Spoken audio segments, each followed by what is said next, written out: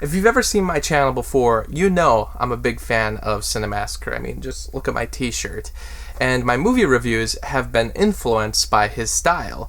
My series, Conquering 200 Films, was directly inspired by Monster Madness. His style of film critique is fair and gives everything a chance, which is something I've tried to incorporate into my own work. And Cinemassacre never feels like a conveyor belt that's just pumping out new material. It never follows a structured style or method, and it doesn't rip off current trends, which is something I try to do with Cinephile Studios as well. So as you can tell, it's almost impossible for me to go into this without being biased.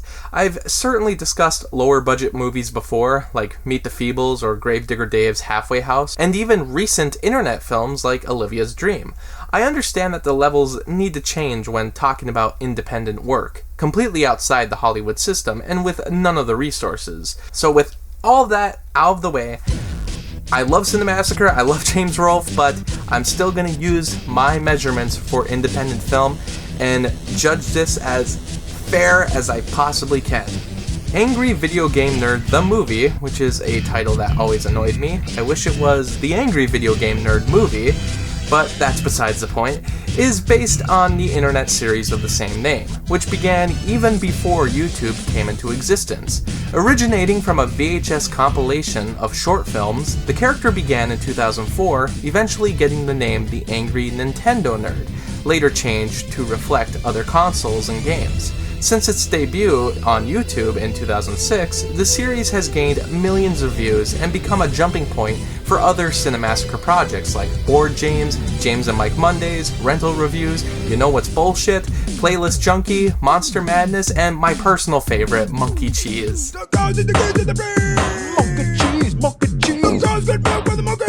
Rolfe's style is of a nostalgic soul who's bringing his love of 80s and 90s culture to the present. The character itself is foul-mouthed and grotesque, sometimes over the top for the sake of comedy.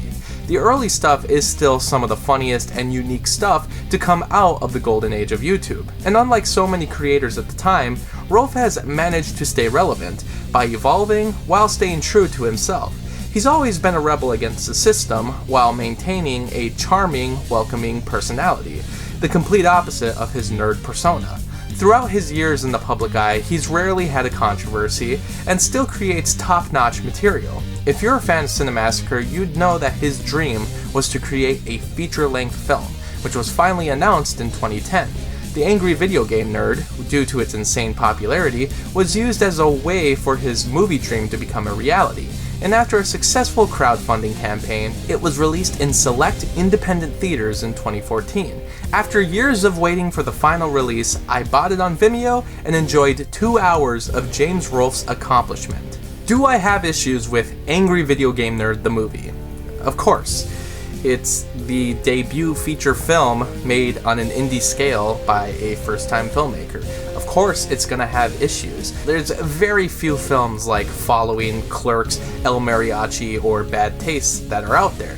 And all those films I just listed are completely different from one another, but they took advantage of the resources that they had to make something impossible a reality. I'll say, if you spend enough time out there seeking out independent, low-budget work, you're gonna find a lot of stuff that doesn't have any creativity or charm.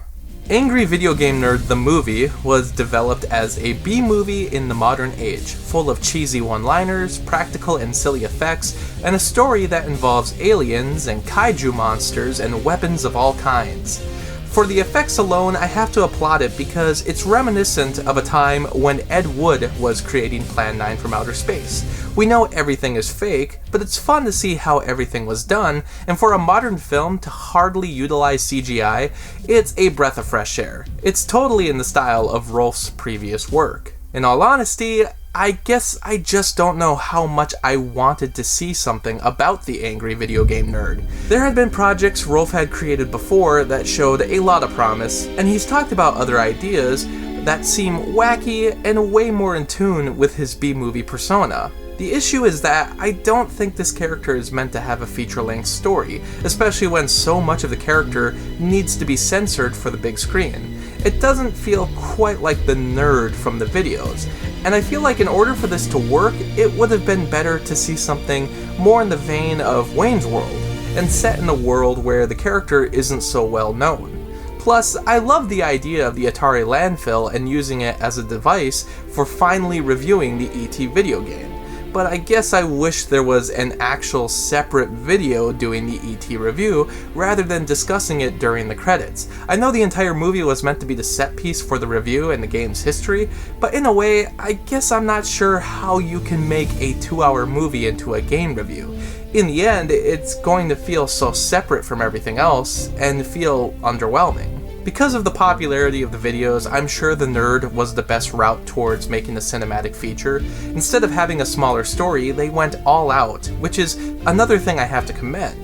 They certainly didn't do something like Clerks and have it set in a game room. Nothing about this project was easy. There's explosions, miniature sets, flying scenes, stunts, puppets, and animatronics. Even for the money that was raised, I still can't believe everything they brought to life. Even though some of the composite shots don't hold up, it's just so much fun watching it all come together. They made the movie, where it's just a road trip where they involve all kinds of different genres and make it a big tribute to Hollywood cinema, kind of like Pee-wee's Big Adventure or the Muppet Movie. My only issue is that I wish it didn't take itself so seriously. They put epic into everything, but in the end, I feel like it just doesn't work. I just don't find this nearly as funny as it could be. I'm not asking for more potty humor or more F-bombs like the series has, but there's other things missing like the funny quips or references. The pacing isn't always effective. Some of the jokes are amazing, like the meta humor or the hilarious reference to Teenage Mutant Ninja Turtles 3, but otherwise, I wish there was more. The new characters aren't all that great, and while they're written cheesy, I don't think the joke lands. Mandy and Cooper are pretty generic, which I guess is the point. They're meant to be stand-ins for what you'd typically expect from an action movie, but I think the parody needs to go farther than that. I do enjoy the villains. They're a great example of what makes the over-the-top parody work. I also really enjoy Time Winters as Xandor and Robbie Rist as the alien, who probably gets the funniest lines. The absolute highlight is the score done by Bear McCreary. He's already a noted composer in the industry, so he had the tools to make for a complete cinematic score. But along with it, it's very engaging and unique and incorporates a lot of sounds you'd hear from an 8-bit video game. This is hard for me. I'm definitely a fanboy of Cinemassacre, and James Rolfe is up there as a personal idol. For the most part, I have a lot of fun with this, and the story is definitely there just for how ingenious it was. I feel that people were pretty harsh on this when it first came out. I know there's a few bad lines and beats, and it's not a masterpiece, but it's trying to be a modern-day B-movie. That's where most people criticized it. They didn't like that Rolfe was trying to make something that maybe wasn't so good, but would have an immediate cult following with midnight showings.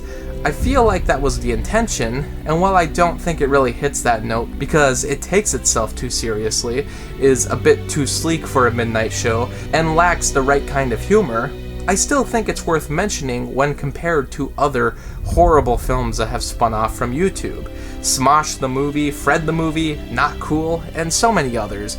Internet movies almost never work, and while the AVGN movie isn't perfect, it doesn't feel like an internet movie. It actually feels like something from the low-budget indie scene. That's a huge leap if you ask me. Those other things I mentioned aged the moment they were released, but at least Rolfe knew to make a cheesy indie film, not something meant for the internet. It's probably because of his deep love for past cinema and his years of schooling and preparation that made for a more entertaining experience. I'm being biased, but I did list my personal gripes, and if you took the nerd out of this movie, it's a pretty decent tribute to Hollywood cinema and genres. It was the chance for the creator to make something big. It proves that he can do something with a budget and still give it personality, style, and charm. I'm excited to see what he does next, but I hope it's completely original. And I've heard some different ideas come out of his videos before. It sounds like his next project will be a small, lower budget horror film, which is way more up his alley. I'll say, as a subpar fan of the debut film, but an extremely huge fan of Cinemassacre, the channel, James Rolfe, and all the videos that I've watched over hundreds of times over the years, I'm eagerly awaiting whatever comes next. I mean, come on, I even have a prop from this movie. The little gopher scene in the film. And this is his little tunnel that they would have filmed.